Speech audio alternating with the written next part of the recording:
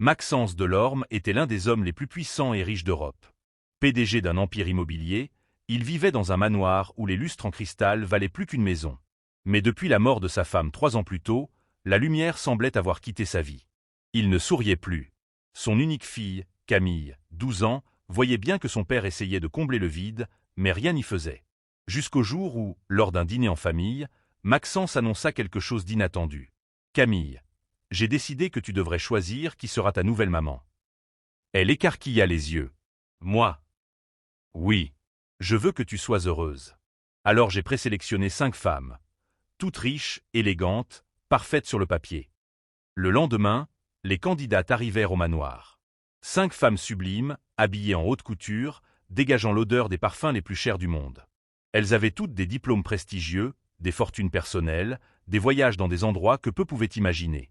Mais Camille n'était pas impressionnée. Le jeu semblait étrange. Chaque femme devait passer une journée avec elle. Le but ? Montrer qu'elle pouvait être la nouvelle maman parfaite. La première, Mélissa, l'emmena dans une boutique de luxe. Elle lui acheta des robes, des bijoux et même un sac en crocodile. Camille souriait poliment, mais elle sentait que tout ça n'était qu'une façade. La deuxième, Alexandra, l'invita dans un restaurant étoilé. Elles mangèrent des plats si sophistiqués que Camille ne savait même pas ce qu'elle avalait. Mais Alexandra passait plus de temps sur son téléphone qu'à la regarder. La troisième, Clara, l'emmena en jet privé pour une journée à Monaco. Les yachts, les piscines. Camille était éblouie, mais Clara ne parlait que d'elle. La quatrième, Élodie, proposa un shooting photo dans un hôtel somptueux. Elle voulait immortaliser leur futur lien. Mais chaque sourire semblait forcé. Et puis vint la cinquième. Enfin, pas vraiment. La cinquième était absente. Une remplaçante arriva à sa place. Une femme noire, mince, cheveux attachés en chignon simple, portant un uniforme de ménage. Elle s'appelait Aïssata, employée au manoir depuis 2 ans. « Mademoiselle Camille, je sais que je ne fais pas partie du programme, mais monsieur m'a demandé de vous accompagner parce que la candidate officielle a annulé. » Elles passèrent l'après-midi ensemble. Pas de boutique de luxe, pas de jet privé. Aïssata lui fit visiter le jardin du manoir, là où les fleurs poussaient dans un coin oublié. Elle lui raconta comment, petite fille, elle arrosait des plantes avec sa grand-mère en Afrique. Elles cueillirent des fraises et les mangèrent sur place, riant quand le jus coulait sur leurs doigts. « Pourquoi tu es toujours souriante ?» demanda Camille. « Parce que chaque jour où on respire est une chance, » répondit Aïssata. Elles préparèrent ensemble un gâteau au chocolat dans la petite cuisine des employés. Camille n'avait jamais cuisiné de sa vie. Aïssata lui montra comment casser les œufs, comment sentir la pâte, comment ne pas avoir peur de se salir. Et surtout, elle l'écoutait. Vraiment. Le soir venu, Maxence réunit tout le monde dans le grand salon. Les 5 candidates officielles se tenaient droites, maquillées à la perfection. Aïssata, elle, portait encore son tablier, les mains légèrement tachées de chocolat. « Alors Camille, qui choisis-tu » demanda son père. Un silence s'installa. Les candidates riches échangèrent des regards confiants, persuadées que leur argent et leur statut suffiraient. Camille prit une grande inspiration. « Papa, io Aïssata. » Les visages se figèrent.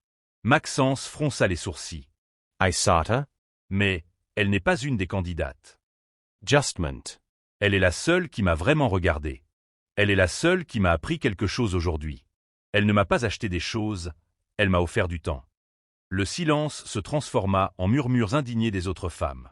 Mais Camille se leva, alla vers Aïssata et lui prit la main. Maxence observa sa fille. Il vit dans ses yeux quelque chose qu'il n'avait pas vu depuis longtemps, de la sincérité, de la chaleur et une petite lueur de bonheur. Très bien. Alors Aïssata, accepteriez-vous non seulement de rester parmi nous, mais de devenir ma femme? Aïssata recula, choki. Monsieur, je ne peux pas. Je ne suis pas comme elle. Justment. C'est pour ça que je vous veux. Les semaines suivantes, le manoir changea. Les rires revinrent, les repas étaient simples mais chaleureux, et Camille avait trouvé bien plus qu'une nouvelle maman. Elle avait trouvé une amie, une confidente, une vraie famille. Et dans un monde où tout le monde croyait que l'argent pouvait tout acheter. Maxence avait découvert que le bonheur, lui, ne s'achetait pas. Aïssata n'avait toujours pas répondu. Son cœur battait fort. Jamais, dans ses rêves les plus fous, elle n'avait imaginé qu'un milliardaire, son patron, puisse lui demander de devenir sa femme. Et encore moins devant tant de monde. « Monsieur Maxence, je ne suis pas faite pour votre monde, » dit-elle d'une voix tremblante. Camille serra plus fort sa main. « Mais moi, je suis faite pour toi, Aïssata » murmura la petite, les yeux brillants. Ce fut ce moment-là qui fit chanceler la décision d'Aïssata. Pendant 2 ans, elle avait vu Camille grandir dans une maison immense, mais froide comme un musée. Elle avait vu cet enfant cacher ses larmes, manger seul et chercher désespérément de l'affection. Maxence S. approacher. Son regard, habituellement dur, s'adoucit. « Vous croyez que je cherche une femme pour briller en société? J'ai eu ça, et ça n'a rien apporté. Je veux quelqu'un de vrai, quelqu'un qui comprenne ma fille. Et elle vous a choisi. » Les candidates officielles se crispaient. Mélissa croisa les bras. « C'est ridicule. Elle n'a aucune fortune, aucune éducation mondaine. » Aïssata la regarda calmement. « Peut-être. Mais j'ai quelque chose que ni votre argent ni vos titres ne peuvent acheter, l'amour sincère d'une enfant. » Camille hocha la tête avec fierté. « Et c'est tout ce qui compte. » Maxence sourit pour la première fois depuis des années. « Alors, Aïssata, acceptez-vous » Elle baissa les yeux, inspira profondément, puis releva la tête avec un sourire discret. « Oui. » Camille bondit dans ses bras. Les invités restèrent sans voix. Même les employés, qui avaient tout observé en silence depuis le couloir, échangèrent des regards émus. Les mois passèrent. Aïssata ne se transforma pas en femme mondaine. Elle resta elle-même. Elle continua à préparer les repas avec Camille, à lui raconter des histoires le soir, à planter des fleurs dans le jardin. Mais elle apporta quelque chose que le manoir n'avait plus connu depuis longtemps, la chaleur humaine. Lors de leur mariage, Maxence prit la parole devant les invités. « J'ai passé ma vie à croire que le bonheur se trouvait dans les acquisitions, les affaires, les chiffres. Mais le jour où ma fille m'a demandé de poser la main sur mon cœur et d'écouter, j'ai compris.